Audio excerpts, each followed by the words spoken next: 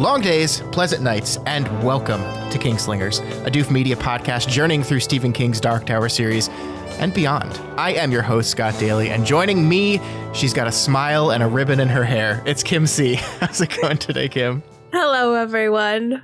Much more than a fancy dress.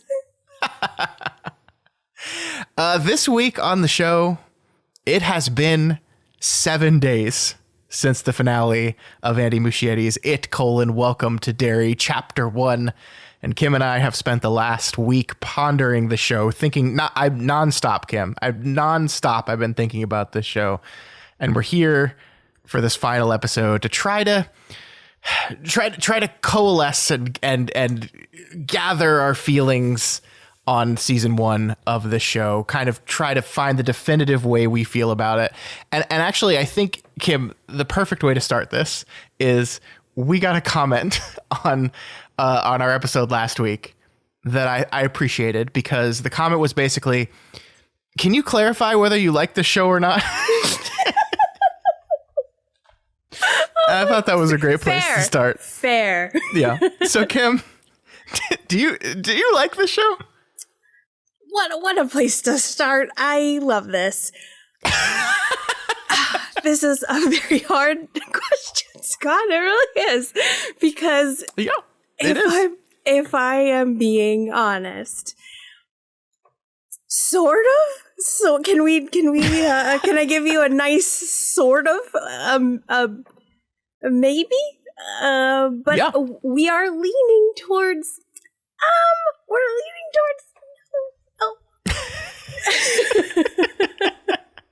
I'm sorry, we are leaning in that direction. Yeah. I think that's where I'm at too. I think my answer is just like uncomplicatedly no. Here's the thing. That doesn't mean there aren't things worth liking in this show. Obviously, like, we spent 8 episodes. We had a lot of negative things to say, but I think we also had a lot of positive things to say about the show. But when I think back on these 8 episodes and look at it, and, like, just to quantify it, I track which TV I watch, not because like I'm really obsessed with tracking it, but just literally because I'm an old man and I can't remember what I've watched and when. So I track my TV. It's an app basically like Letterboxd, but for television show. It's called Serialized. And so I use that just to literally track what shows I've seen in a year. And so I have like an ongoing list of, here's all the 2025 shows I watched. And I rank them just because, like, why not? It's currently, I think I've watched about 40 television shows in 2025. It's currently sitting about in the middle. So it's definitely not the worst thing I've seen this year by a long shot. But I don't think it even gets close to being the best. And so, yeah, I mean, just like, I think there is a lot of good in the show. There's a lot of wonderful things to talk about.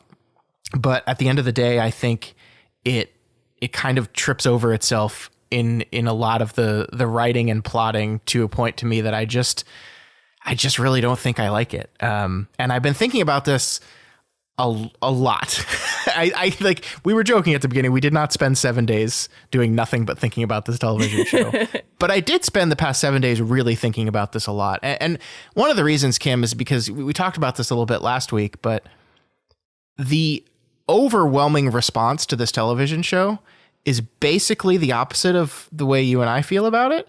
That's not to say there's not people that agree with us that are disappointed with the show or don't like the show, but like, there's a lot of love for this television show. And I think it's a worthy exercise whenever you find yourself on the opposite side of something, that you really just think about it. Because, and like, I think it's an easy thing to do, to just say, those people are wrong and I am right, and that they have bad taste and I have good taste. But I think it's a much more complicated and difficult thing to really inspect yourself, because, like, when I say those people, that's an amalgamation of like thousands of different people who all have varying taste and who all like the show to varying degrees and like different things. And it's like, that's difficult to like address and coalesce. Whereas how I feel about it, that's pretty easy, right? Well, okay, it's not easy, but it's like, it's much more reliable. What is the fact that I am on the opposite side of most people on the show say about me, and why could that possibly be? And so I spent a lot of time thinking about this, and one of the things I thought about was another show that I found myself on the opposite end of the spectrum from most people that watched it in the opposite way, which was a show that I think fits pretty perfectly with this one, which is the Rings of Power, the Amazon Prime series. Both of these series are based on one of my favorite stories of all time. Both of them are prequels done by somebody different, so essentially fan fiction. And I really like Rings of Power, and I really don't like Welcome to Derry. And I was fascinated by that central idea because like I said, the majority of people that watch Rings of Power did not like that show, and the majority of people that watch Welcome to Derry did like that show. And so it's weird being on the opposite side of what is not the same thing, but essentially the same general thing, right? Oh, you're absolutely right. Now that you're comparing those two, it is so wild to hear your thoughts, which are very well articulated, and to realize I'm in a similar boat. I'm in a similar boat where I'm like, I enjoyed Rings of Power. There was a lot of cool stuff they did. I am not a super passionate Tolkien fan. I've read them. I like them a lot. I love the story. I think that it's very important in the canon of fantasy literature. And so all those things. But yeah, with Welcome to Derry, we are in a very similar boat, but different boat, because so many people love Welcome to Derry and we're not loving it. Yeah. I mean, and it's like, why, right? Like that's the big question. And I don't even know if I have an answer to that question right now, but I mean, what I'll say is like Rings of Power was a show that I thought the first season was just okay. And then the second season came out and kind of blew me away. I thought the second season was remarkable, actually. So maybe we're just in the first season Rings of Power situation, Welcome to Derry, where the second season will show up and just absolutely blow me away. And I'll take back everything I'm saying right now. But I think one of the things that I can't quite get over is like how the shows differ and like what their goals are. So like, and we talked about this a little last week, but it just kind of comes down to like what as a enjoyer of story I care about and what I don't care about. And Welcome to Derry seems to be a show that, at least in my estimation, is like it runs with the assumption that you, the viewer, think the lore is super interesting and like needs further explanation. Like, I mean, for example, like, I saw tons of comments by people around the show that was like, where can I learn more about Maturin? Like, where can I learn more about the origin of Pennywise and Bob Gray? Like, I need more of this. I need more of this. And I was like, I've never thought that in my entire life. Not once in my entire life did I say I desperately need more of this, because I liked what we had presented to us.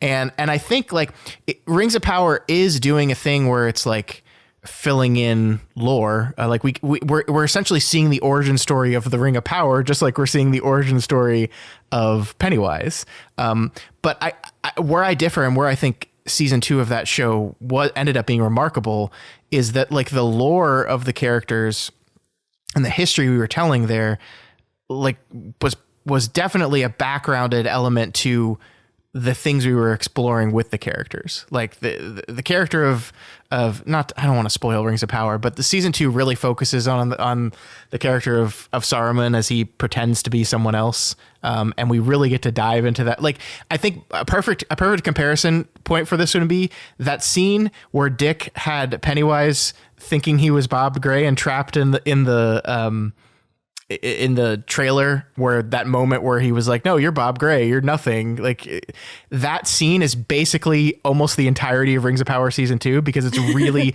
exploring like this incredibly well-known dark evil character, and it's exploring their psychology in a way that I think it was really, really interesting. And that was like the whole season. And so I was so fucking game for that. And it wasn't because I wasn't game for that because he was Saruman. I'm saying Sauron. I was game for it because it was an interesting character that like attracted me. And I think when I look at Welcome to Derry, what I see is a show that is much more interested in the lore itself than it is interested in really spending a lot of time and energy with the characters and really putting the characters first, making the characters the forefront of what the show is doing. The show is at its foremost doing really cool, gross things with special effects and making Pennywise look scary and creepy. And like, there's nothing wrong with that. Like, there's a lot of people that really like that. Not so much me. Right. I love your thoughts so much. And right as you were speaking, I was thinking about, rang in my head very loudly, graphic novels and the Marvel DC universe, because I feel a lot of readers of graphic novels, they have access to that luxury of lore on top of lore on top of lore.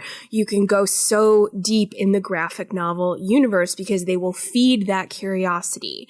Superman isn't really dead. It's the extended universe. The so-and-so isn't really dead. It's this avatar of him because he's on another planet. They'll feed it and feed it and feed it. And I think that the Muschiettis or the writers are tapping into that generosity, for lack of a better phrase, with storytelling, in that they're feeding lore and not focusing on character. And like we said, there's nothing wrong with that because it's like two different preferences. It's all about preferences. So if you are a fan of graphic novels and graphic novel film adaptations, I think you probably had a great time with Welcome to Derry.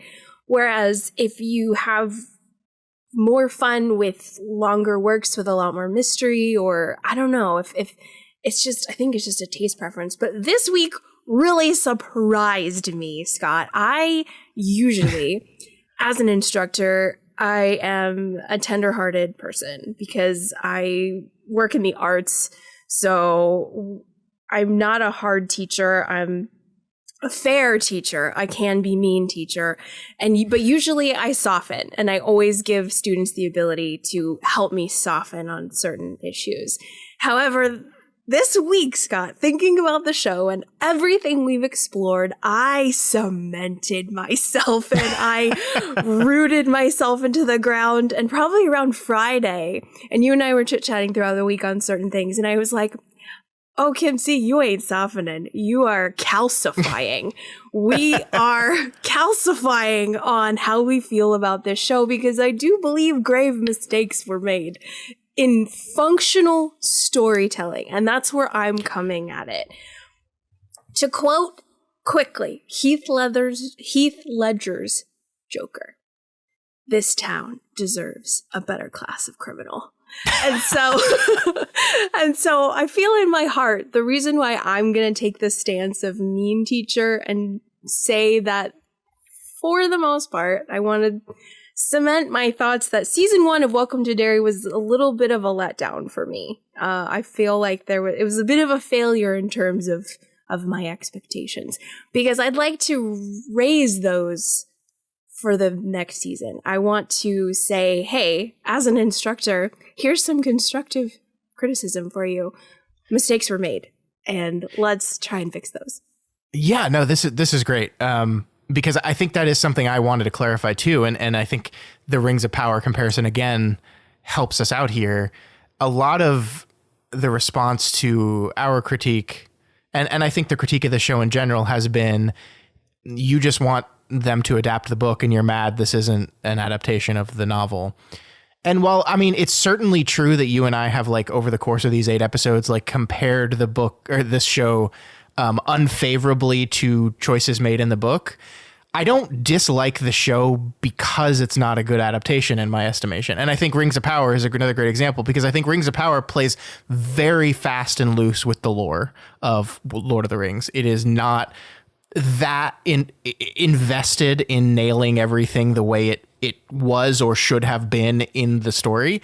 It's much more interested in, this is the story I have to tell, and I'm going to do what I need to do to tell that story. And I think the same is true with Welcome to Derry.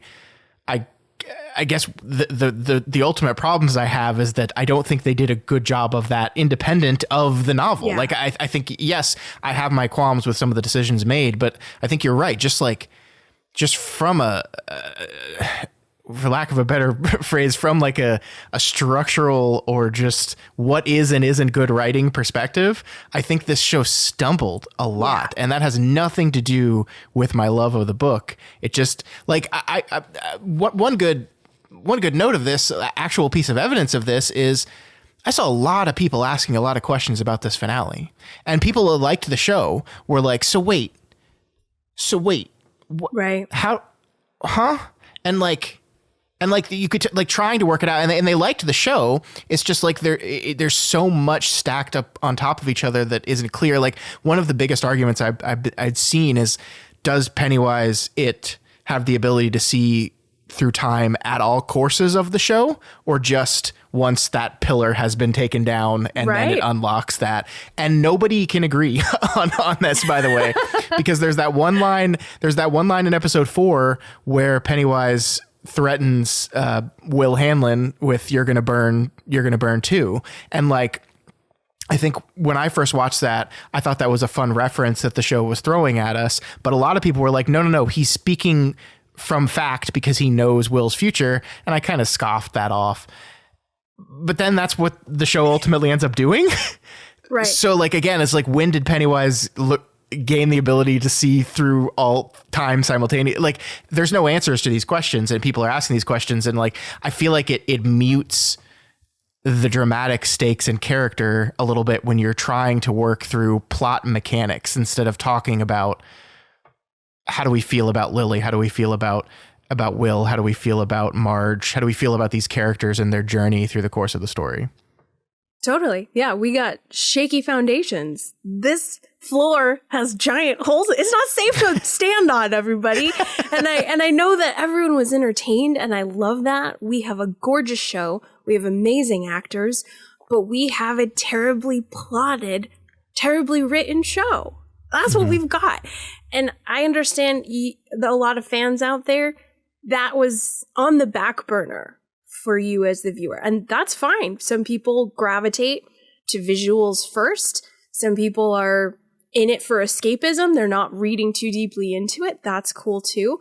But the people who, like Scott, with 40 shows a year, we've got there's a big palette. There's a big menu of high, of storytelling that is being executed in a way that is cohesive and clear.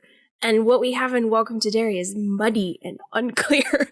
And so that's where I'm trying to be as objectively critical as possible, is to say, let's look at the foundations of this house and see that this is not safe for building code. This is like not, there's some problems with the foundation to where when you're at the end of the show, you're like, the hell? What?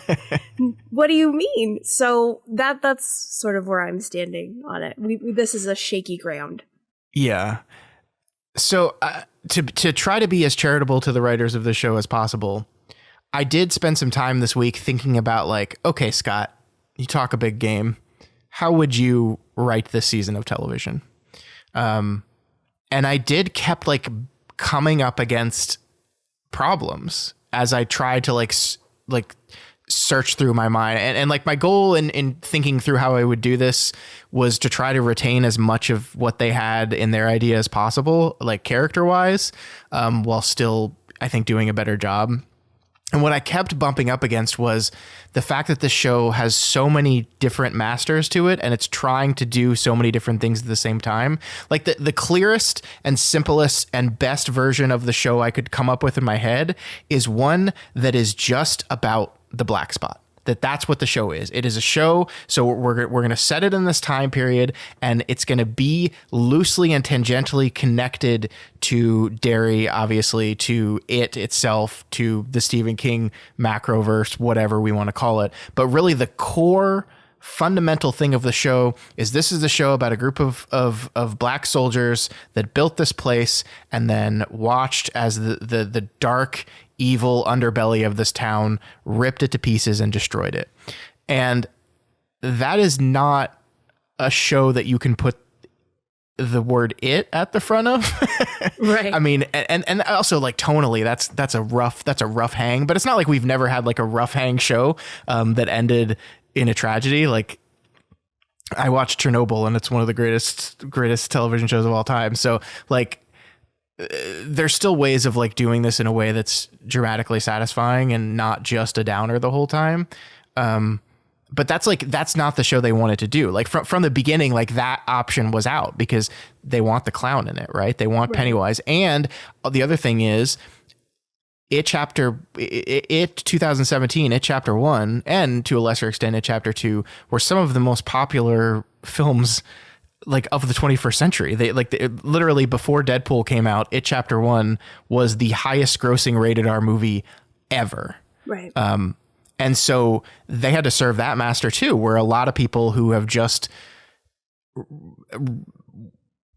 interacted with this thing only through those movies have a certain expectation for what this property is. And so that's why we have to bring the kids into it. And we have to have another group of kids, and we have to do that storyline again. So then suddenly we've got this, and this, and you're like, okay, what is a cohesive thing that can bring all these things together? And that's when you think the stupid Air Force plot lines start to rear their ugly head, because you're looking at, we have the black spot, we know we want to do that. We have the kids, we know we want to do the kids. We have wanting to explore the lore of Pennywise. What can we do to bring these things together? And that's when ideas start flying, like, let's have some sort of complicated government thing, which actually does fit into like you can kind of almost see on paper where they're like, oh, this is going to be like a 1950s like sci-fi vibe to it, right? That like government conspiracy, like it fits that vibe perfectly and sounds good when you first come up with it, when you're sitting in the room coming up with it. But then you've got like 6 or 7 different things all competing for time and space in the same property. And it's ironic that in an 8-episode series that was 8 hours long, there just wasn't enough time for everything in here.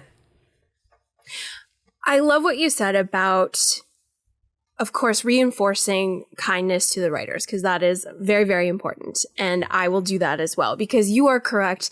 They had so many things to think about, because they have to make it scary. That is probably priority 1. They have to make it popcorn and accessible for all the people who enjoyed the films and gave the films a lot of money.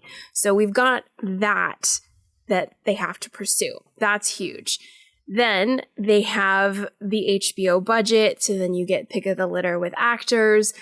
So I hear you and I understand what you're saying, but a part of me feels like it was a tall order. They did have a really difficult job.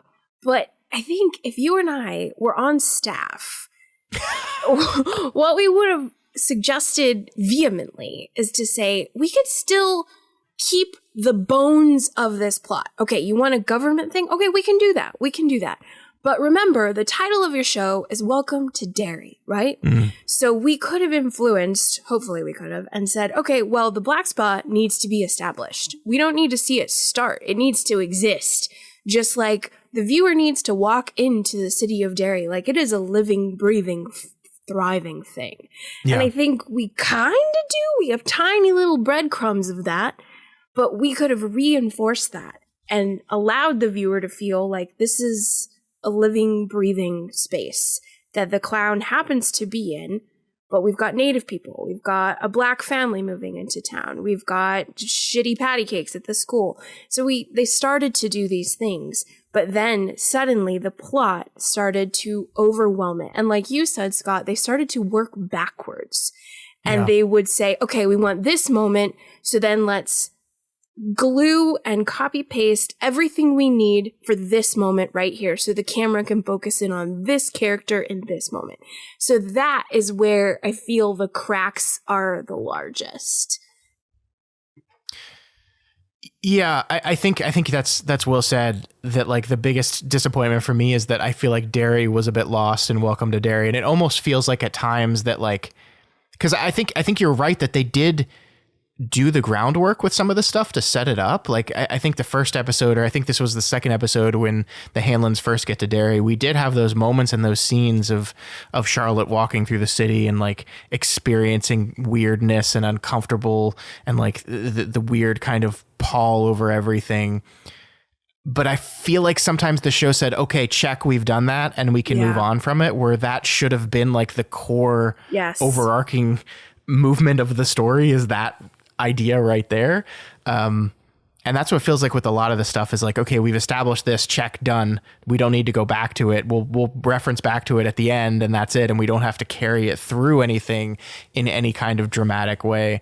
I mean, like, as much as I loved the black spot moment in the episode itself, like the more I think about the black spot in this season, the more disappointed I become in it, because it was just such an afterthought. It felt like, to the larger movement of the season. And like, this is the black spot season. So, you know, like you start thinking about the Bradley gang and you're like, I was racking my brain, like, how are they going to do the Bradley gang? It's like, oh, well, if they do it like the black spot, the way they're going to do it is it's just going to happen in an episode and a half. And then they're going to move on to whatever the larger plot of the season is, which I just don't feel like should have been the tactic they took. Because again, you know, we joked about it, that the only time we heard the phrase the black spot 2 times. The first was Charlotte saying it, where we don't know where she learned it from, and the second was the native group saying it, where we don't know what they learned it from. And that's like a funny joke to put in a podcast, but it's also like a symptom of a larger problem, which is that like, we didn't establish this place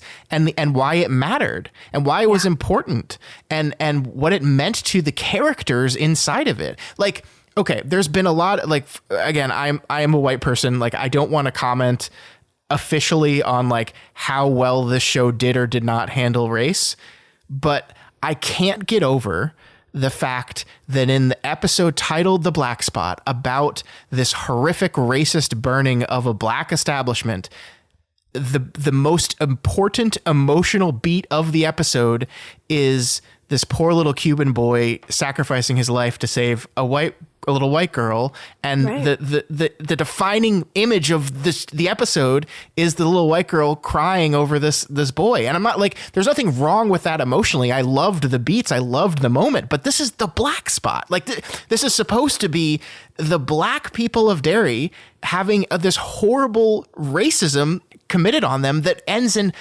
dozens of them dead. And like that happened in the show, but the emotional center of that scene was Rich and Marge. And I loved that emotional center, but like the further away I get from it, it's like, isn't that a little weird though, that they did that way? You know, I don't know. No, you're 100% correct. And I'm really glad you said that, because I think more people need to remember that. Like, it should not, it should not have detracted as much as it did from the black spot. And I'm with you. I loved it. I cried. I felt it. I enjoyed it so much, but it swallowed the emotional darkness that we're supposed to feel as viewers, because the black spot is this haunting pall on Derry. It is like a curse on Derry. Yeah. As is the Kitchener Ironworks, as is the Bradley gang shooting. Like, these are dark zones of Derry history. And it's just not explored enough. And when they gave it this very, very, quite literally explosive action sequence, it was very cool the way it was filmed. In the end, like you said, we are thinking about Rich and Marge, and that's wrong. That's wrong. That's wrong. That's not okay. We shouldn't. It was mismatched. It was mismatched, and that I feel is, we did not have enough emphasis. We didn't get to know those characters in the black spot. We didn't have enough time with the black spot to where we really mourned it as a gathering place. Yeah. I 100% agree. It's a mistake, people. It's not good. I can't get over what Jody said a few weeks ago, where just that general kernel of an idea that like it should have been established before the season started. It would have been this. You can almost kind of close your eyes and imagine the scene of someone leading Leroy and Charlotte into the black spot Like it could even be after that in episode 2 where she's got this uncomfortable moment where she's walking through Derry and just feels the whiteness of it, from the people to the cobble to the stone of the buildings, and like just how like oppressively white this place feels to her, and everyone's being nice, but there's this weird discomfort with it that we talked about. And you head from that to one of the airmen, maybe even Dick, taking Leroy and Charlotte to this place where they can feel comfortable, where they can feel safer. And that really starts to really push in and cement the meaning of this place to the people at the time. And that defines it as a place. I mean, I keep making this, like, Sinners did this so well, right? Like, I know, Sinners they did this so well. Beautiful. In a pretty quick, like they managed to do it very quickly, relatively. I mean, it's a movie, so it's running on a completely different pace, but like just understanding why this place mattered, why it was important, why it was special, and why therefore the white people of the town had to destroy it. And the abject tragedy and senselessness of that.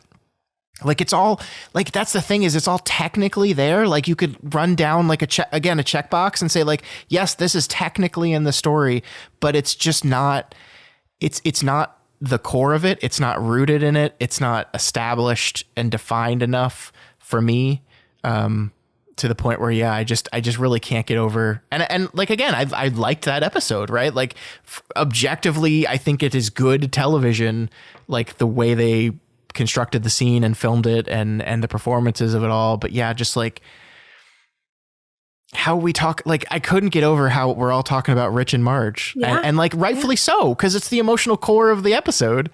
But man, this was the one where the black spots burned down, and we're talking about Rich and Marge. What happened?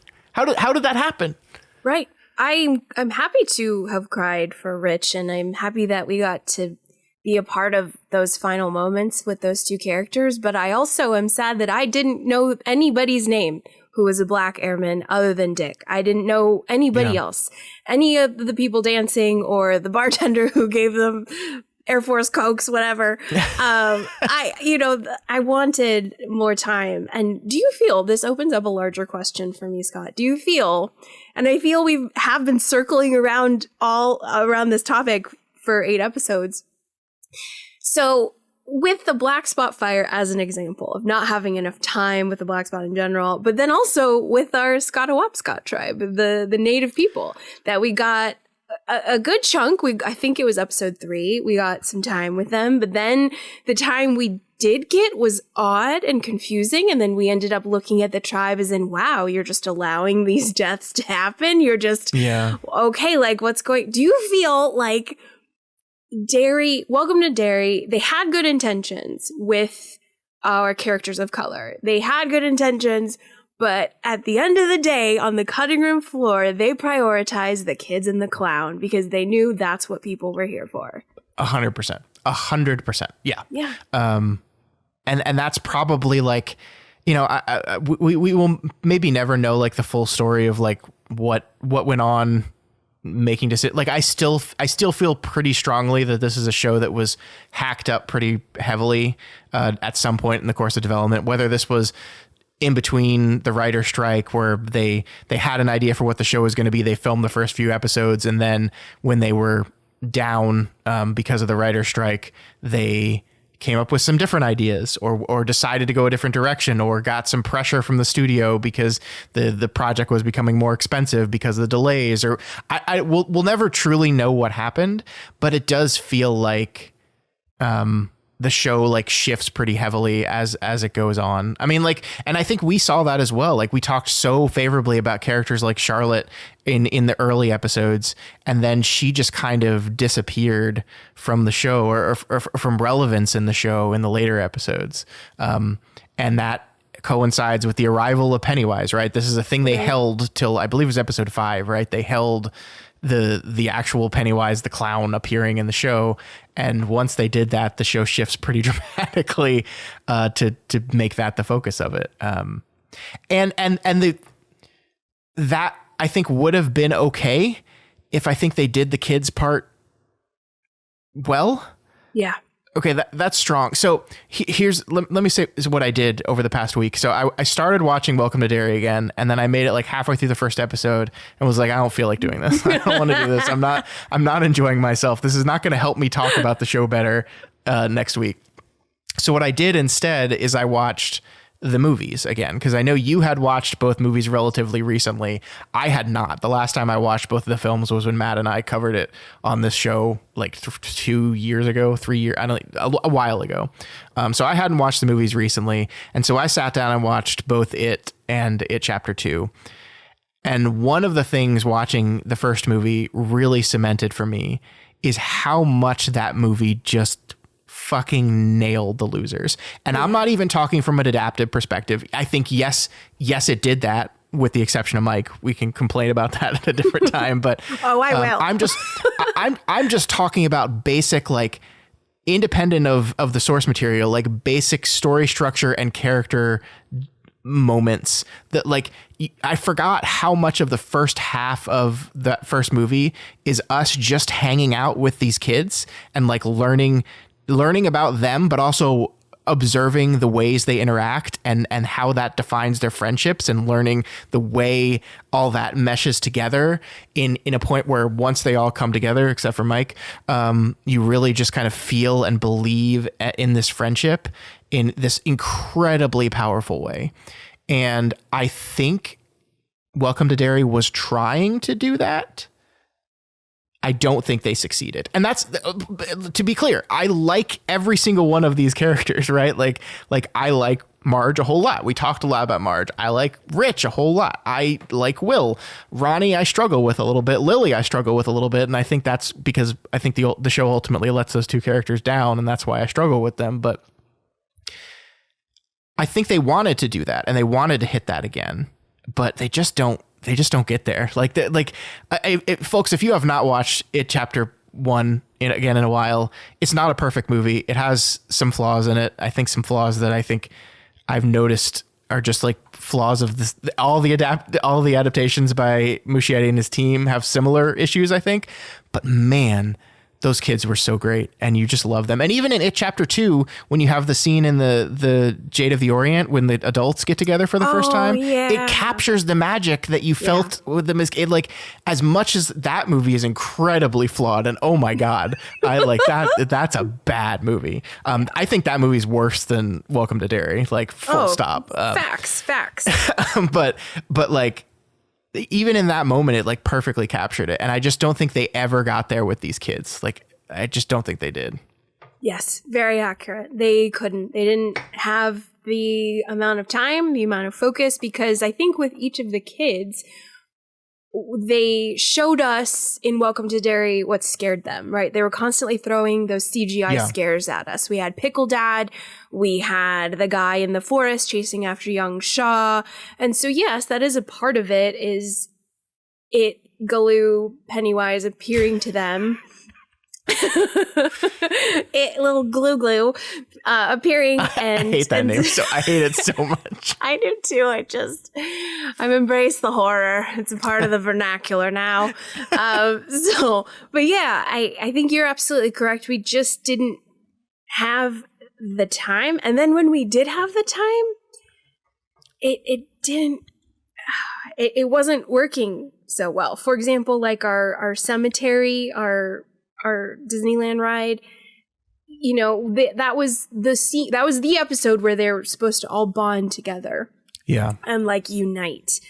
And it was cute and silly instead of warm and powerful. And whereas in my favorite scene, one of my favorite scenes in the It novel, and they do it really well in It Chapter 1, is when Bill, my boy, he breaks down and he starts to cry.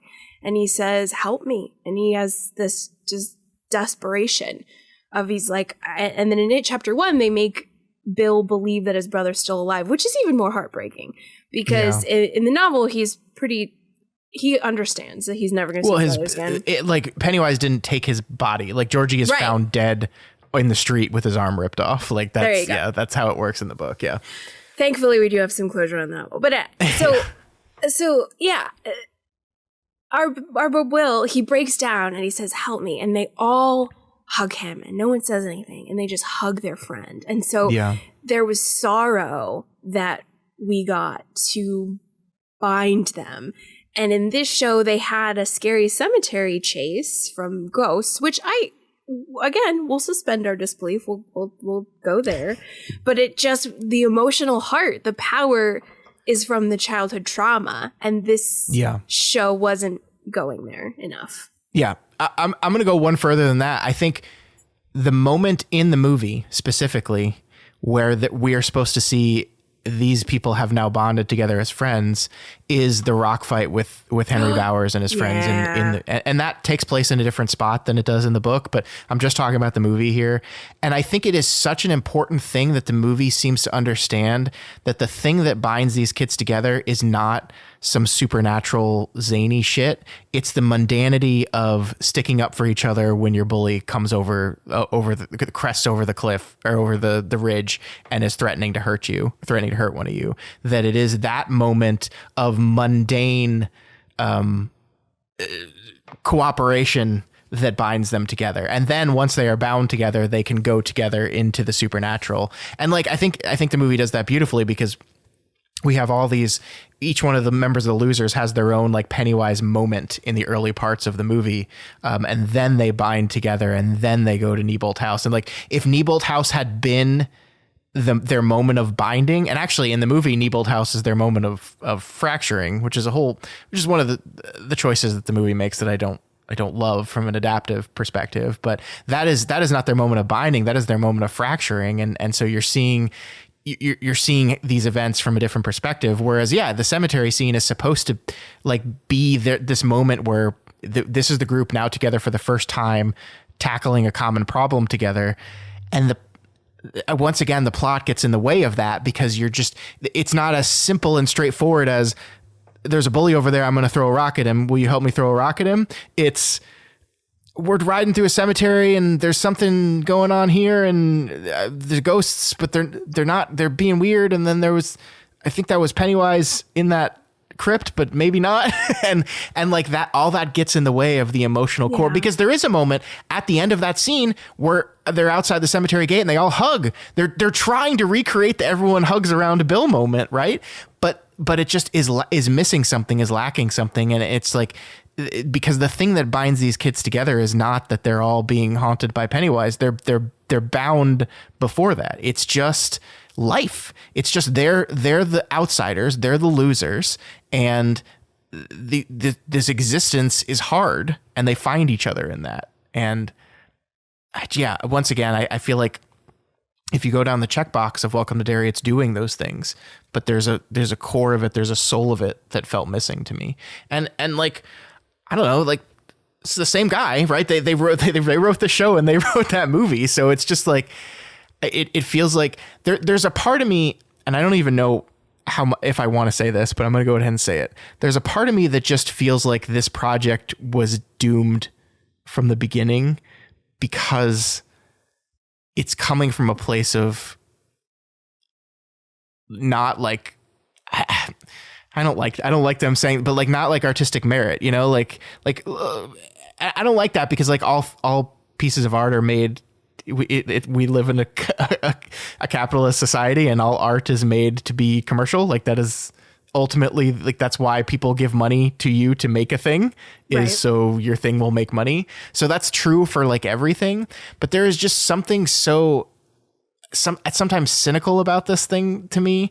And like, again, I go back to Rings of Power. Well, Scott, don't you think Rings of Power is cynical? Like Amazon spent $1 billion on it. It's like, yeah, I do think that, but like, I don't know. Sometimes the quality of the art can transcend the cynicism of capitalistic gains. And I just felt like this show just didn't so much of the runtime. Yeah.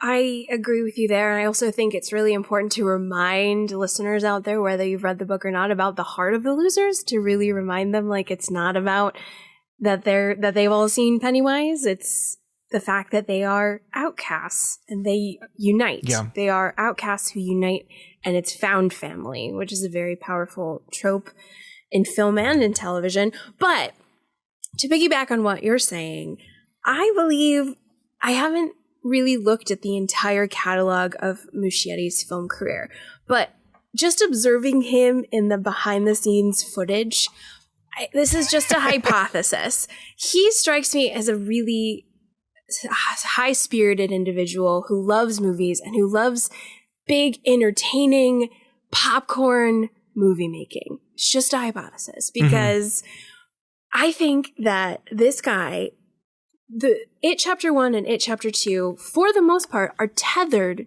to King's story.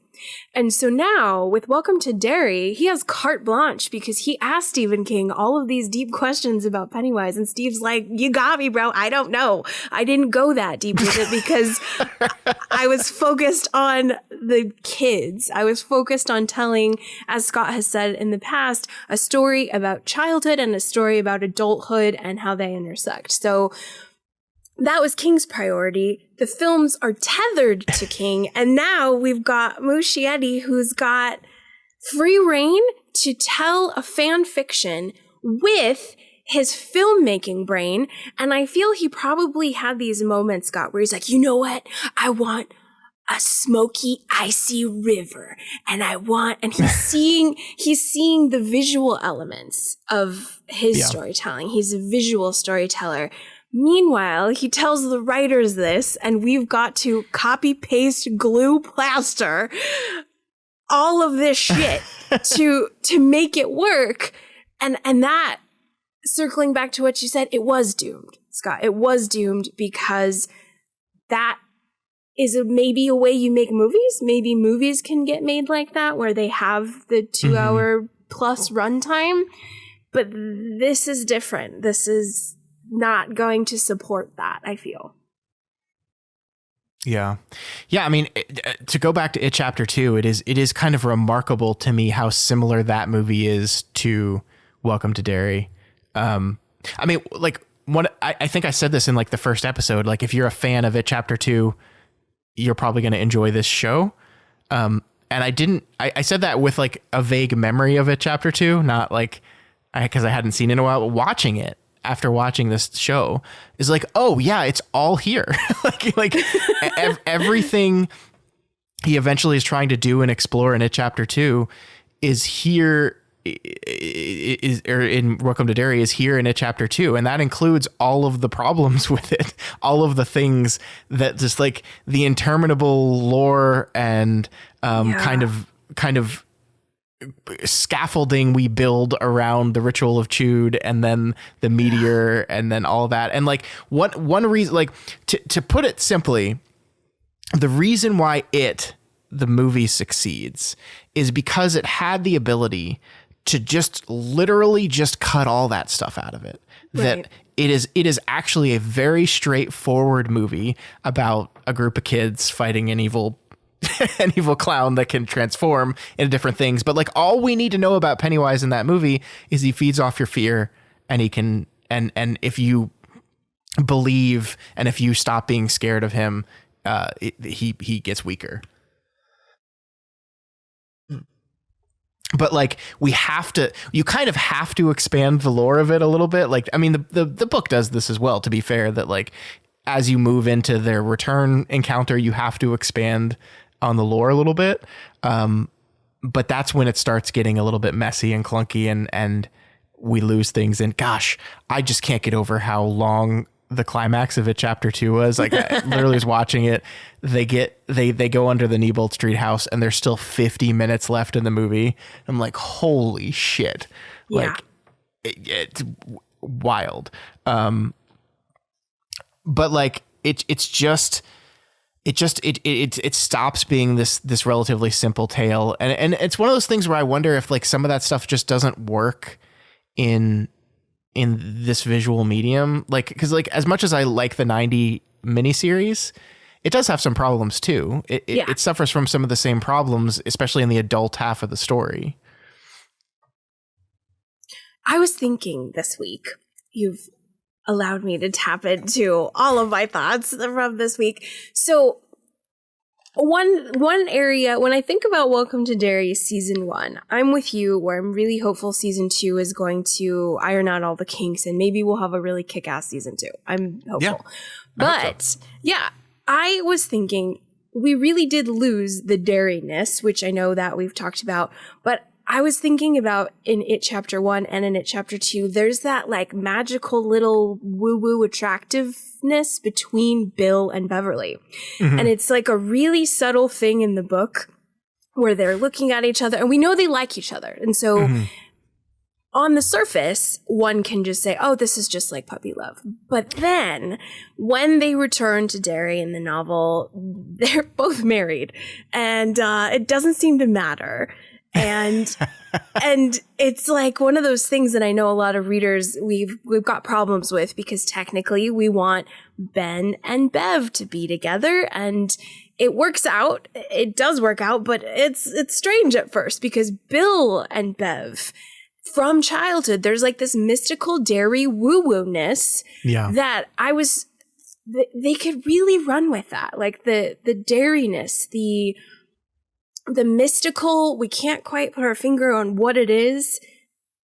That could be explored more in terms of the foundation for the show, the town, the strangeness, not just the clownness, not just the tribe. It's like, why is it that Bill and Bev, like what happened with that? And so it's one of those huge mysteries for me.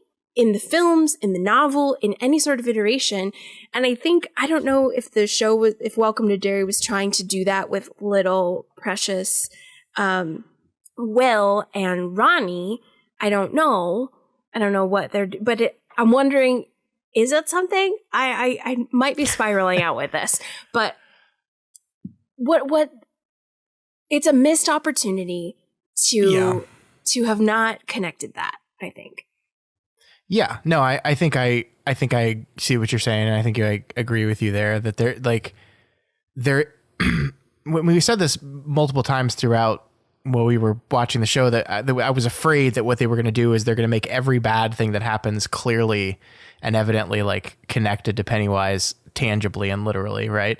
And I think they just managed to dodge that, although not entirely, but there definitely is a lack of like exploring Derry in and of itself here. And I do like I guess my ideal version of this show is one that would never get made, but one with the clown doesn't exist. Right. Or right. like literally the first time we see Pennywise in the show is when he's a giant bird swooping down and attacking people at the black spot, right? And you're like, wait, what the fuck is that? What's going on? But that's not the world we live in, right? There's no way they're going to do that ever. Right. But I think that's like the ultimate like distilled version of that story to me. I think they could do it though, Scott. I do. I would watch your show because I feel that you can do horror with all of these elements. We can make them very scary, and it doesn't have to be the clown. I know that Pennywise is beloved. I know he's a whole franchise now, but they could still make it scary, non-CGI, and then give us that characterization that we just were lacking a lot of in this first season. Like, why couldn't this story just be about a black family moving to Derry and what that experience is like? It's 1962. I'm a black family. I'm moving to Derry and everybody's nice, but something's up. And I can't quite put my finger on what. And again, this is present in the show. I'm not saying this is not in here, but it is not the focal point of the show. And what if it was the focal point of the show? What if like one of the things that I think is so funny is that like through all of the advertisement, they always like would use these scenes of people like creepily sitting out a window and smiling. And like, I thought, oh, is that like a character? Is that like a Derry resident? But it always was just like one shot of that happening, and then we moved on from it. And it's like, what if we build the show around that, not around the clown, but around the people of Derry that just seem weird and uncomfortable, and like, I mean, like there's opportunities there to really explore that, and it's a very different show, certainly. But I think you're right. I think it still could be scary. You could even still have Pennywise on the periphery of it. And but it would not be a show about like the lore of Galoo. Right. And it would be better for it. Come on now. Like, I mean, I really want to, I think it's fascinating out there that we are in the minority. I love it. I love it because, like you said, Scott, it gives us a chance to reflect and really look at this thing and look on the side of the fans and say, okay, what are they seeing? What are they enjoying? Because we're over here not enjoying it the same way. Yeah. And I love this, actually. This is such a good case study. If anybody is like in university right now, this would be a good paper to write. But I think about just the loss of what could have been based on just storytelling principles if they weren't so focused on the lore of Pennywise. If we would have pumped the brakes on that just a little bit, just dialed it back. Again, we still could have satisfied the fans every episode with lingering Pennywise stuff. Not Temu Pennywise, because that was weird. But like we could have had legit, like this is the clown in some iteration, or if it was the bird, I would have really loved that. I love my bird. Less CGI, more atmospheric. Like for example, when little Shaw was in the forest, that creepy guy in the trees, that was terrifying. Or the guy in the grocery store scene with Lily. These are simple little things that were so effective for the horror, for the horror lovers out there. So I feel like all of this could have been accomplished if the priorities were straight and if the foundation of like, okay, who is the master? Like you said, Scott, is it going to be the horror lovers? Is it going to be the Pennywise lovers out here? Who is controlling this boat? Yeah, and it's hard to say that like they fucked up because obviously they made something that is enormously popular. Like I think I saw like the finale was watched by 6.5 million people. It's like one of the top watched finales in HBO history. So it's like it's like on one level you're like, okay, well they gave the people exactly what they were asking for, and I'm using the people broadly here, right? Like there's like what they gave them was kind of more of the flavor they got in the films. It's more Pennywise transforming into creepy shit and being gross and violent. And people love that shit, right? Like, right. So we did that at least once an episode. People really love that shit. It's more of kids on bikes, and people really love that shit. And it's like kids on bikes that like with giant emotional stakes and melodrama, and people love all that shit, and it's more Bill Skarsgård as Pennywise, which people really seem like the hyperbole. Like, okay, I think he did a fantastic job. I think he's very good at this role, and he's a very talented actor, and I wish him nothing but success in his future. I hope he doesn't just play Pennywise for the rest of his life for his sake. The amount of like overreaction to like this guy is like the greatest actor of all time and he should win all the Emmys for this performance. I'm just like, calm down a little. Just like, let's just calm down a little bit. Let's take a step back and calm down a little bit. But like, that is what they were going for with the show, and that's what they ultimately delivered. So like your and my vision of the show is a smaller show. Yeah. It is a quieter show in a lot of ways. It is more of a drama, a horror drama, than it is a horror spectacle. And I think that would fit ultimately. That would fit HBO. I think that would fit, what we liked and experienced when we read the interludes of the book.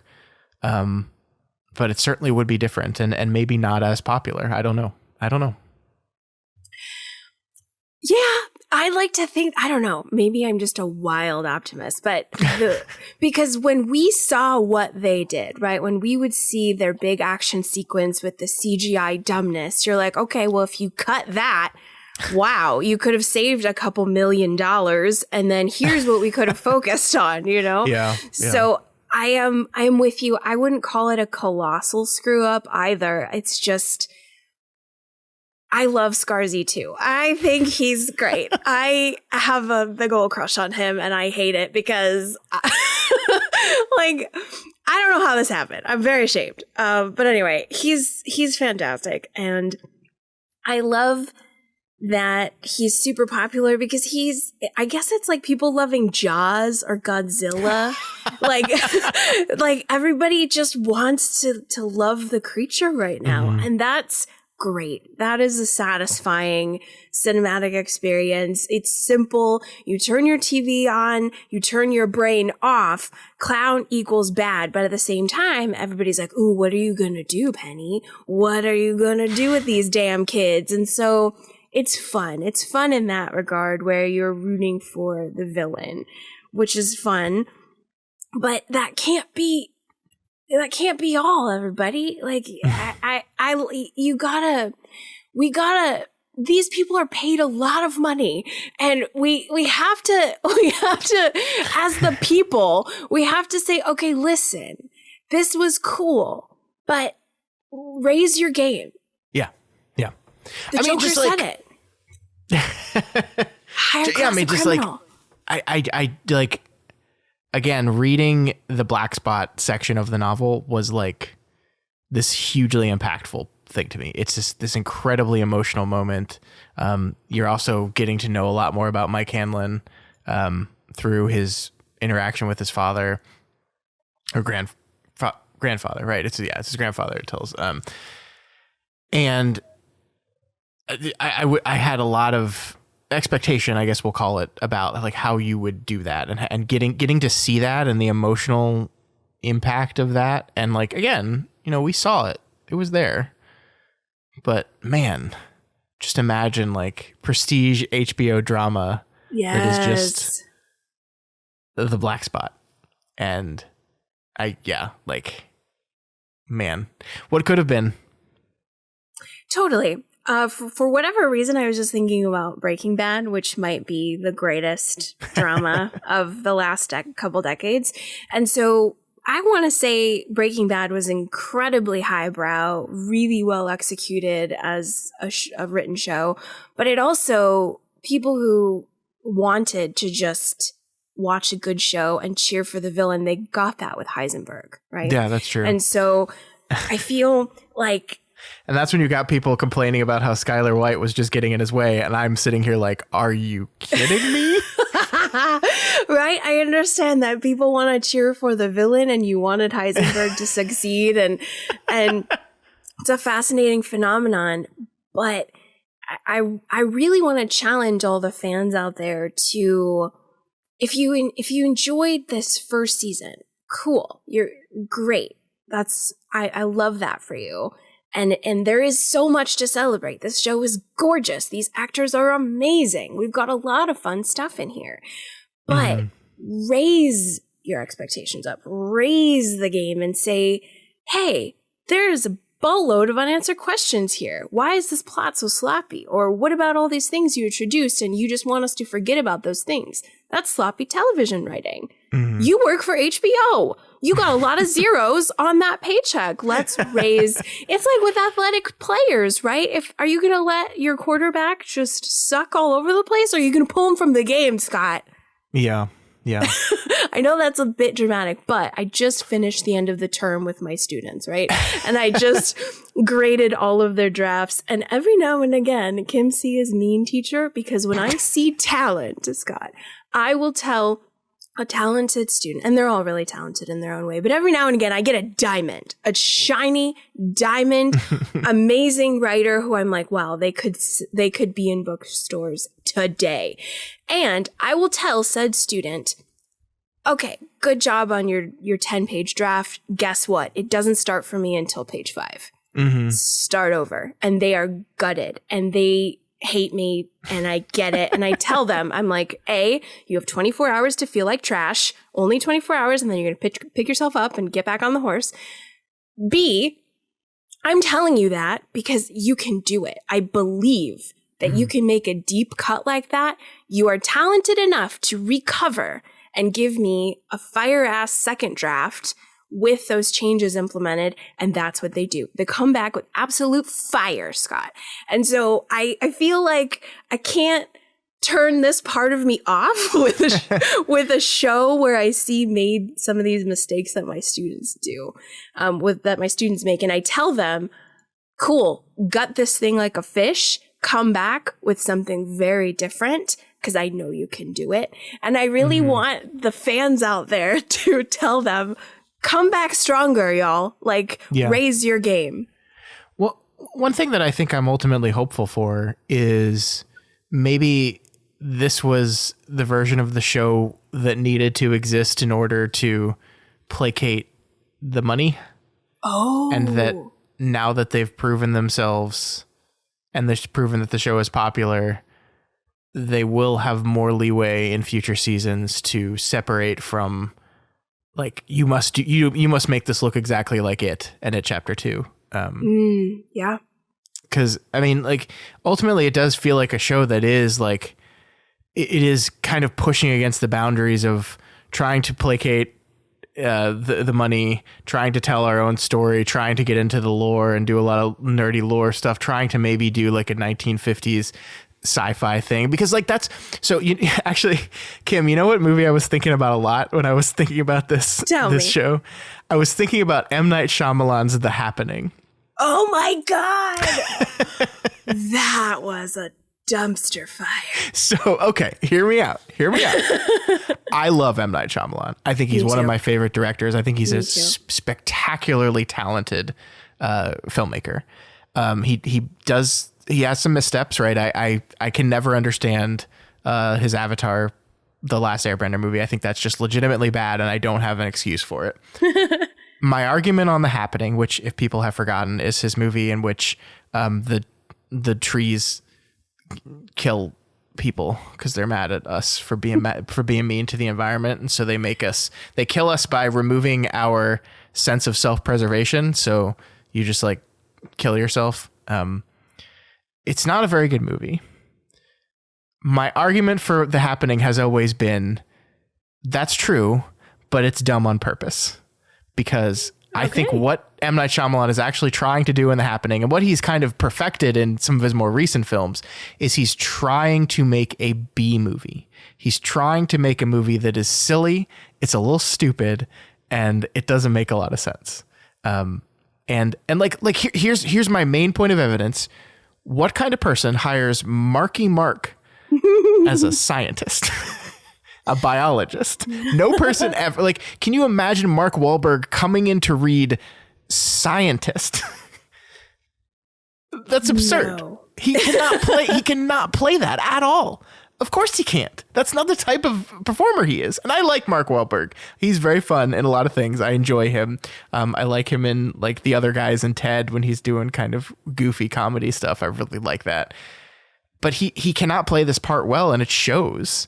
And I just was like, why would you do that? Why would you do that, Knight? Why would you do that? And it's because he's trying to do this very distinct, like, 50s, 60s B movie sci-fi thing that doesn't ultimately work very well, but is kind of weird, and the dialogue's, like, weird and stilted. And so, like, part of me wonders, to bring it back to Welcome to Derry, if this was the Muschiettis very consciously setting their film in this time period and, like, trying with a lot of the stupid government plotline stuff, trying to channel that kind of B movie sensibility in this stuff. I like this a lot. I feel like Borat when he's like, I will look among your treasures, gypsy. Let me ponder this. I do like this. You've brought up some really good points in terms of placating the shareholders, because I bet you anything that's like 80% of what we're doing here, because that's a sad reality of these big budget things. I get that. I understand. And then I also, I love B movies. I mean, probably one of my favorite movies ever is Barbarella with Jane Fonda, which is bananas. You're not supposed to watch it sober, but it's so cute. It's very 60s, and it's like I think it's a sexploitation film. Anyway, it's really fun. But wow, this is a very cool concept to think about. Yeah. Is if they really were trying to be very B-movie silly about it. The reason I thought about it is because it would be very fun if what they're doing here is not just going backwards in time to different periods, but also going backwards in time to different like filmmaking styles and the type of movies that were created and told in those time periods, you know? So like it has me excited for the idea of like, will they build 1935 Derry to be like a 30, like obviously not, they're not going to like shoot it in black and white or anything like that, but like, will the aesthetic and the style of that season be unique and 30s in a way in the 50s and 60s, we did this kind of B movie sci-fi. In the 30s, we're going to do this kind of rough gangster type feel to it. I have no idea. I hope so. I guess the one critique to my own theory would be, I don't think that they fully accomplished the whole 50s, 60s sci-fi B movie thing with this. I think if that was the goal, then it feels very schizophrenic, because like sometimes it does that, but that sometimes it does something entirely different. But I don't know. I think a fun activity for you all out there is to rewatch The Happening with the idea that that M. Night Shyamalan is in on the joke, that he knows this is silly and absurd. And I think that it really opens up that movie for you a little bit. I wonder if I would have a similar experience rewatching It Welcome to Derry, saying, oh, Andy knows this is stupid, actually. That would change everything for me, Scott. It really would. I totally would. If we found out that it was supposed to be Hokey Pokey Town, oh man, I think I would have a really different opinion on it. And again, I think it's a fair critique of like M. Night Shyamalan's The Happening, that I don't think he fully managed to pull off what he was trying there, which, by the way, I think he like masters in more recent films like Old and Trap, are both movies that are still operating under this B movie sensibility, but are just like infinitely more successful in it, because I think he's just getting better at it. So I think it's a valid critique of that film, but it's also ultimately a valid critique of the show if that's what it was going for, that you didn't quite nail it. But man, maybe be a fun activity. I don't know if I want to rewatch the show though. Seems like a lot of work. Yeah, it's very telling, Scott. It's very telling that this week you rewatched the films. I didn't even for 1 second want to rewatch the show, my guy. Yeah. And that's very telling. That's very telling, because usually, I mean, I watched each episode a few times and took notes and enjoyed the process because we were going to analyze it. But now that we know all the things, there is zero desire to go back. And that says a lot. That says a lot. So I think there's my answer on how I really feel now that I'm articulating it. Yeah. To my everlasting shame, everybody. This is real. It's real. I did not want to watch any, like, there wasn't even an isolated moment that I'm like, oh, I'm going to rewind this. I'm going to revisit this. Nope. I'm good.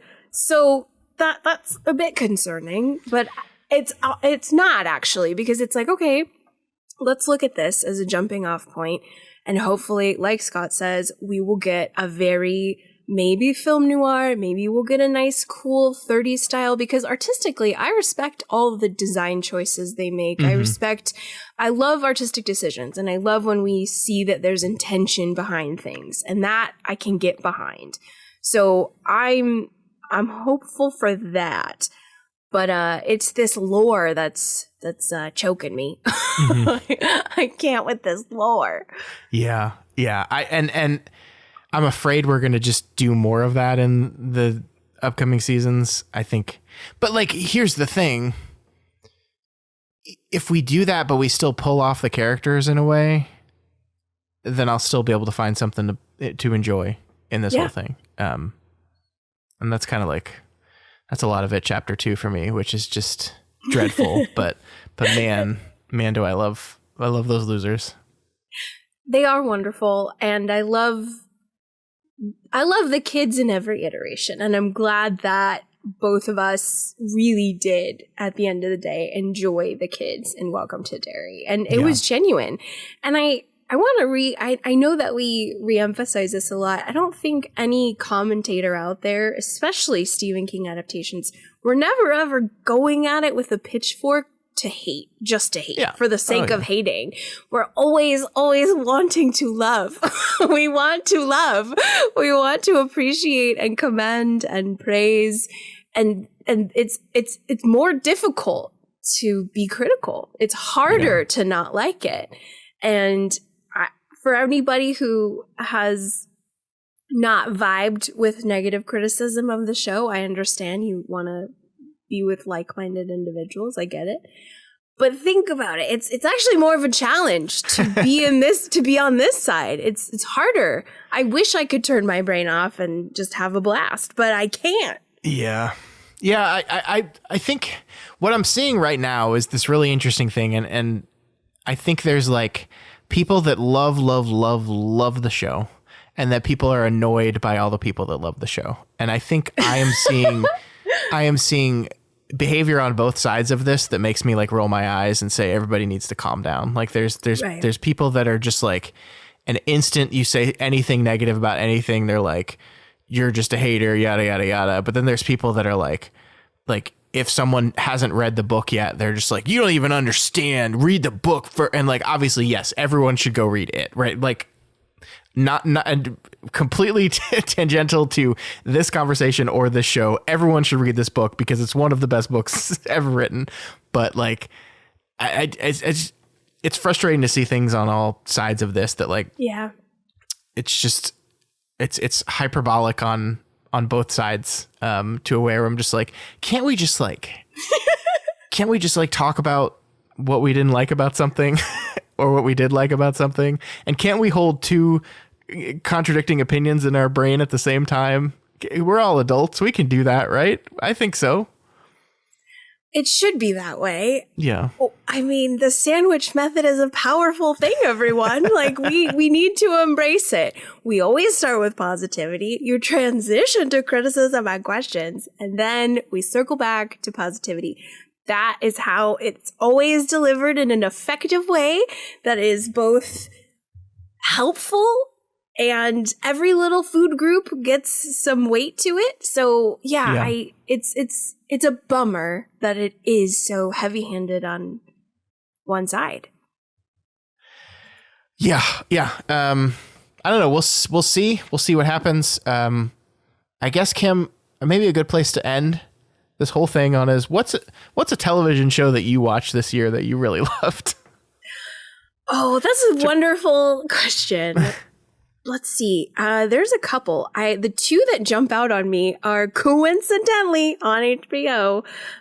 So when Scott and I were talking about the big Sunday night ticket, it was because this year I watched two shows on HBO that absolutely blew me away in writing and acting. One of them is The Pit with Noah Weil. I found that to be incredible in terms of showing hospital workers, doctors and nurses on the front lines of daily life, whereas you and I think we got problems, Scott. Oh my God. Like we think our days are hard. We think our days are long. And this is just the realest, most incredible, authentic. It was fantastic. 10 out of 10, a million stars. So The Pit blew me away. And then I also was in love with every single frame of Task. Oh, yes. That just every line of dialogue in that show, I was like, God, these are some talented people. Oh man, it was just wonderful. Police procedural, but at the same time, they did that beautiful thing, kind of like The Wire did, where they show you the complex lives of our villains, of our criminals. Yes. So everybody's a little bit of a criminal and everybody's a little bit of a great guy. And so you're cheering for both sides, which is fantastic. Mm-hmm. In watching a show, you're so involved. Everything is so complex and layered and deep.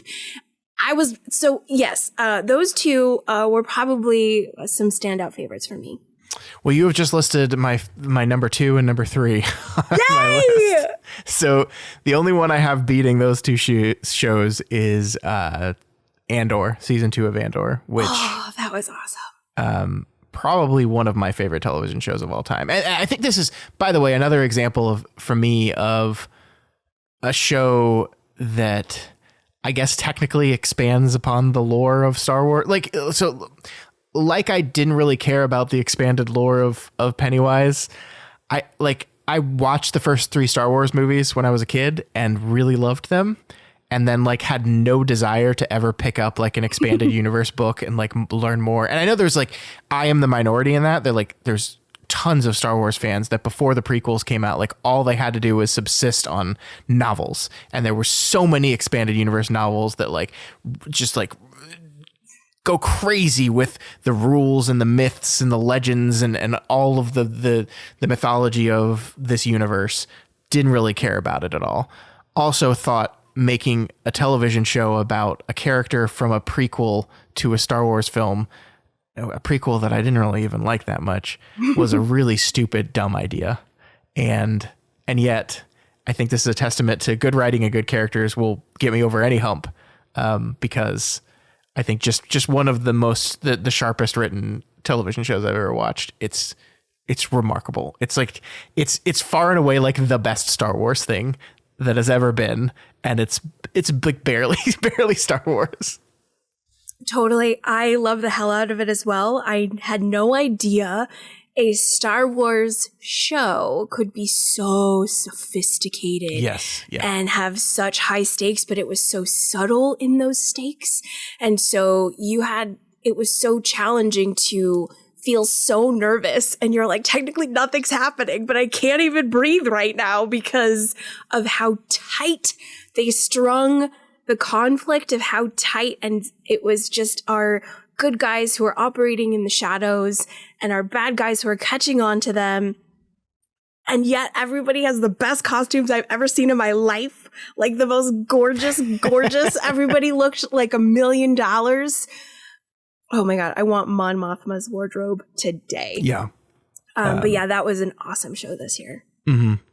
And then it's not done yet, so I will put a caveat on this, but I am really loving Vince Gilligan's Pluribus as well. I think we mentioned that the other day. But yay! I want to start it here soon. I think it's right up your alley, Kim. I think you're gonna get a kick out of it. It's cerebral in exactly the kind of way that you're gonna enjoy. The characters are complicated. The ideas. I don't want to say anything because I think like the best thing to do with the show is to go in basically completely cold. Like I didn't even know like the genre that the show was operating in. I knew it was made by Vince Gilligan, who Breaking Bad and Better Call Saul, and it stars Rhea Seehorn, who was the character in Better Call Saul. That's like all I knew about it, and it's really blown me away. And it's hilarious because like there's a lot of really big fans of Welcome to Derry going like, this is way better than Pluribus. Pluribus, like nothing happens. It's like this the pace of that show is glacier, and I'm just over here like in love with every frame and every minute of it and every complicated little beat that the show is doing. It's remarkable. It's really good.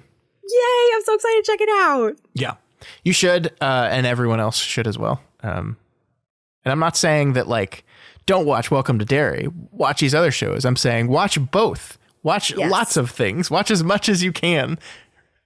Absolutely. Nourish yourself with media, everyone. Yeah. It's all we have. I agree. We're paying exorbitant amounts of prices for streaming services, so you might as well enjoy all that you can. I have so many streaming services. So many. I know, I have too many too. And then, terrible. Every time I think about canceling one, I'm like, well, what about what about this show? What about this show that premieres in 3 weeks? Right? And I'm probably going to watch that. Yeah. And then you got your guilty pleasure shows like I do, where I'm like, well, the final season's in January, so I have to hold on. I'm with you. It's tricky. Yeah. Yeah. Anything else you wanted to say about Welcome to Derry, about this whole experience? Why, yes, Mr. Daly. So I have told Scott this off mic many a time, but it has been a challenging year for moi and for anyone out there in the education field. So if you know anyone in your life who works in education, here's what you're going to do. You're going to give them a big hug, a long hug, like they do at Disneyland, where the Disneyland castmates like don't let them go because they're required in their job description. Like you don't let go of a child until they let go because it's just a magical hug. So I want you to hug your person in education like that. Then if they imbibe in alcohol, you're going to buy them a very fancy cocktail and sit down with them and enjoy that cocktail. But anyway, it's been a rough year. It was dark inside the classroom. It was dark outside the classroom. So I cannot thank you enough, Scott, for being so awesome and taking me on this journey with you. It is one of the highlights of my year. I can't say it's the highlight because I saw Backstreet Boys in Vegas this year.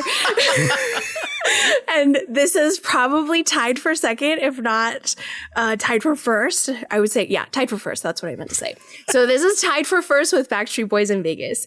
But I have enjoyed this journey so much.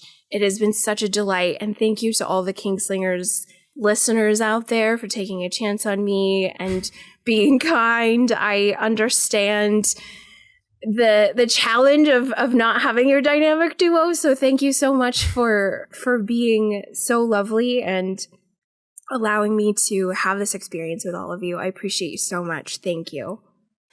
Yeah, I thank you so much for that. I want to thank you. I mean, like this kind of came together very rapidly because I was basically like, hey, we should do something for this show. I was like, Matt, can you watch a TV show? He laughed at me. I said, oh, okay.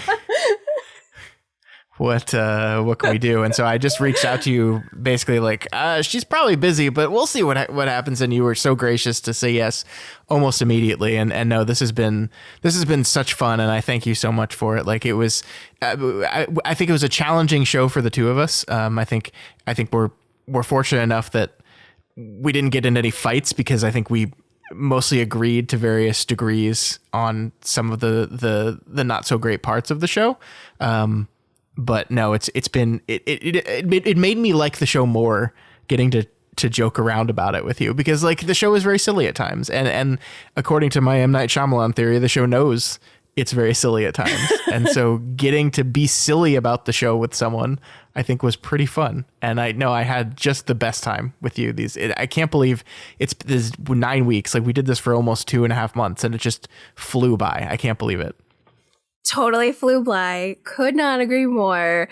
It felt so nice to watch the show and see something that was very problematic. And I'm like, I don't like that.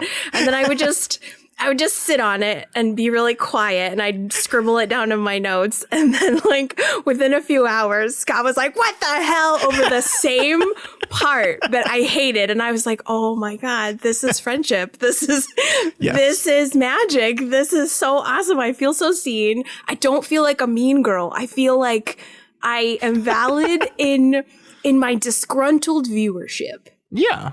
I mean, like, I think we got like some pushback from people like, you know, our kind of binding philosophy of our show is the author is a genius and everything's intentional. And so we like the idea of trying to approach everything with the most charitable, viewpoint that you possibly can, and assume that like, if you like something or don't like something or whatever, that there's intentionality behind it. And we got some pushback from people who said, hey, y'all are being pretty negative on this thing. I thought that wasn't your deal. And I was like, well, you know, I don't think our deal is like never be negative, but it's just like try to seek out the good in things, and try to be charitable because writing is hard. And I thought we did that. I mean, I think there's certainly points where we both aired out frustration. But I also think there's points where we like had a great conversation about some pretty interesting stuff that we thought the show was doing at the time. Now, did the show end up actually doing that stuff? It's hit or miss, right? Sometimes it did, sometimes it didn't. But I thought we were meeting the show where it was, at least for the most of the time. I think so. I think that it was surprising how many people insta loved it and found no flaws. And so that was kind of interesting that we both observed like, oh, wow, like nobody has criticism. There's a lot of people who are just so in love with it. I feel we did a nice job of always prioritizing the positive, which is what you do when you criticize art in any way. You should always start with what's working first. And we consistently re-emphasized that again and again and again and again and again. And that's what I hope comes through, but sometimes it doesn't. Sometimes there were egregious spots that were just so egregious and not based on its connection to the novel, but we're just talking basic storytelling principles, friends. This is just basic plot, character, pacing. These are fundamentals that were being ignored. So I was a little bit of a mean girl with that, and I apologize, but I feel it was always nice to be with Scott, who would balance me out, and then we balance on the boat and say, okay, we'll lean to Cranky Town, and then we'll lean back to neutrality and objectivity. And so it was a really nice dance. Yeah, I agree. I think sometimes when you're listening to a person who doesn't like a show, you're wanting the other host to disagree with I think the ideal for some people that enjoyed the show quite a bit would be that like either you were loving it or I was loving it. And so then they would get to experience the pushback that they're feeling in the moment from the show. Like when I say something and someone doesn't agree with it and then you agree with it, they're like, no, it's wrong. They want Kim to be like, Scott, you're wrong, you idiot. This is why you're wrong, and this is why it's good. And it didn't end up. We didn't set out to do that. Like we didn't sit down. I don't think there's ever a moment where I've disagreed with you and like held my tongue or anything. It's just kind of the way it rolled out, you know? Yeah, no, could never, because Dr. Freeman and Scott Daly have the best. You guys know it's the best Stephen King podcast. You know this. Okay. Like everyone knows. Everyone, we're nodding our heads. You know, right? I'm not. So I am vehemently. I'll nod enough for the both of us. So it's you guys have the best Stephen King podcast that is literate and so. It's so caring. It's so reverent. It's full of great ideas. I always feel like I get to be a student with your podcast. So there's so much respect going into it. So there was very little I was going to disagree with you about because I'm like, no, because I literally agree. That's the one thing I was like, if you if you disagree with me, you're gonna tell me, right? It's like, yeah, of course, 1000%. Yeah. I love clothes, and so if you ever insulted anyone's outfit, Scott, I was like, stop right there in your tracks, buddy. Move no further. Say no more. No, like I have the hills I will die on, but I think at the core there is a foundation of storytelling principles because you are a TV expert, very well read. And so these are just things that you understand the rules of the game, the storytelling principles. And so once you speak that language, it's very, very easy to see when it's going wrong and you're not going to deviate too much with the other person. Yeah. Yeah. And I don't know, like, I think Matt and I have talked about this, or there's times where maybe we like didn't agree exactly on something, but instead of like pushing back and being like, no, it's more of a, well, what about, thing where it's just like I've never seen the value in two people like arguing on a microphone about something. So it's not like it's not like I ever with you or with anyone have like just been like, I like just disagreed completely, but just bit my tongue. Like I've never done that, but also it's like, Matt's had takes on stuff where I was like, oh, I didn't quite see it that way, but I just don't see any value in reacting negatively to someone else's take. It's like, even the people that like were sometimes a little mean in how they reacted to our dislike of the show. It's like, I'm like, yeah, that's your take. Like, I don't want to fight you on it. This is like what I thought. And I argued my thought and then you argued your thought and like, okay, what does it do good for me to yell at you at that point? I don't approach analysis like that, I guess. It's just like, we all get something out of something differently. Yeah, I think it's probably a more beneficial way. I mean, not only in terms of blood pressure and overall temperament to not argue with someone, but one of my religious studies professors, Dr. Hassing, always says about life, like your frame is constantly expanding. Yeah. When you're little, you've got your little, the world is very small and you see out of a very small frame. So you should always be learning to expand that frame. So when you're listening to someone who doesn't have the same opinion as you, you're supposed to ask questions like, tell me more about that. Or, okay, let me look at it from your perspective. And then you're consistently, the frame is expanding and growing bigger. And that's beneficial for you. Yeah. You get a better benefit from asking questions and wanting to learn more. And I think we did really well at that. Yeah. No, I agree. I think we did. And I appreciate everyone who disagreed with us. Obviously, there's a lot of you out there. A lot of people like the show. I'm glad. I said this last week and I'll say it again. I'm very happy that people love this show. I'm very happy that it's leading people to read it and maybe read more Stephen King.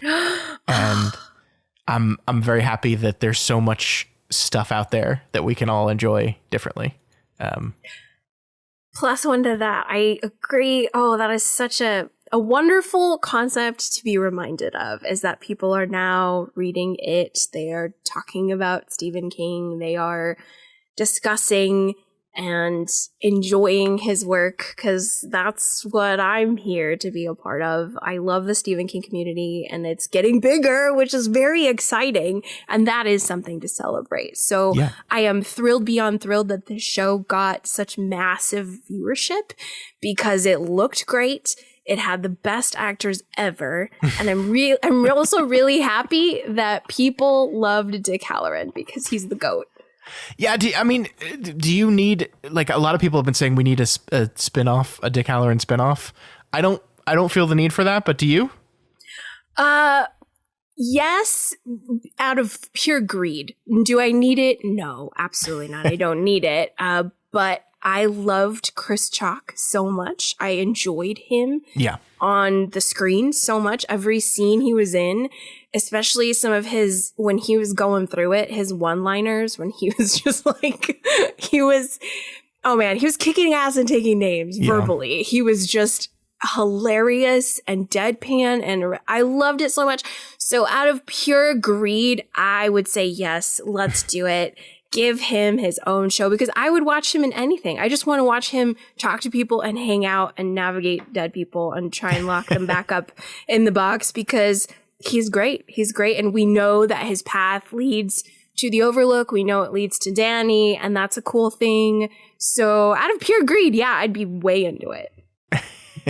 Yeah, I mean, I definitely just want more Chris Chalk. I hope this leads to him getting more opportunities and more roles for sure. I would watch him in anything. Oh, he's a star. What a star. Mm-hmm. Amazing. He is. All right. I don't know if I have anything else. I think that's all. You know, one thing I just remembered as I was trying to wrap up, they have not renewed this show for a second season, which I find a little interesting. Have they not? No. Okay. I thought I read something that they did. So obviously the Muschiettes always had their 3-season long plan, but there has not been an official announcement from HBO that it has been renewed. It feels weird to me, because like I like the numbers are there to do it. Like right? a lot of times HBO like renews things very quickly. Like there's a show I'm watching on HBO right now. I think it comes on at 9:30 my time. I think it just wrapped up last Sunday, actually, called I Love LA. It's a fun little 30-minute comedy. I enjoyed it. It got renewed for season 2, like on episode 2 of its run. So a lot of times HBO does this, where they'll like basically decide they want to be in business with this person for an extended period of time. And they see like how the first episode does, and they're like, yep, we've seen enough, go. Same thing with The Chair Company, which is another show that premieres on HBO after Welcome to Derry, that I quite enjoyed. That got renewed before its finale. I think it was an 8-episode show. After episode 7, they renewed it for a second season. it is interesting to me that they have not done it for the show yet. And a lot of the conspiracy theories out there are because of the pending acquisition by either Netflix or Paramount. Oh, that they're holding on that. It could just be a holiday thing. They're waiting until they get through the holiday, or it could be something more. I mean, I don't know. Like we saw that the numbers are very good, but I don't know if we know how much it costs to make this show. Right. So maybe even the fact that the numbers are good, they don't see this as a cost valuable proposition. I would be very surprised if it doesn't get renewed though. Same. I really would be as well. But I guess if the price is too high, I guess, but find a way, HBO. Find a way. It had to have been an extremely expensive show. Like it had to have been, but the numbers were good, right? So like, I don't know. Right. I don't know. I'm not on that side of the business. I don't understand the decisions that go into some of these things sometimes. So let me help you save a few pennies. Cut that CGI, guys. Cut it. Yeah. Stop it. Hey, remember when the old creepy skeletal man turned into a CGI creepy skeletal man? Just don't do that part. Stop. And all the rest of it will be great. Stop it with that CGI. Go old school. Shadows, regular people, angles, silence. That's all you need for horror. Very, very little. Yep. You're right. But maybe that's what people want to see. They want to see. I forgot in It Chapter 2 that Stanley's head turned into a spider monster. Wasn't that nuts? I was like, what are we doing here? What are we doing? Yeah, that 50-minute climax where there's the doors and the shake my head. Oh my goodness. Choices were made. But yeah. Save some pennies, guys. Cut that CGI immediately. They need to be Pennywise.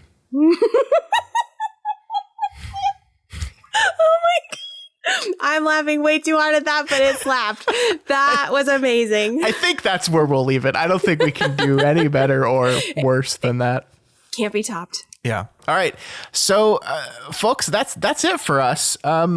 We may or may not be back. I think Kingslingers will be back at some point in the future.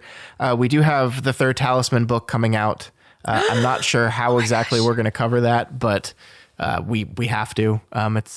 We have to. So Matt and I will be back. Hopefully, Kim, you'll be back too. But we don't know anything right now definitively. Well, I'm listening to Flanagan's Wake, so I'll see you there. Oh man, we are starting Midnight Mass in just a couple weeks. God! And I'm so excited. I'm so excited. My hands are in the air. I am so excited for you guys.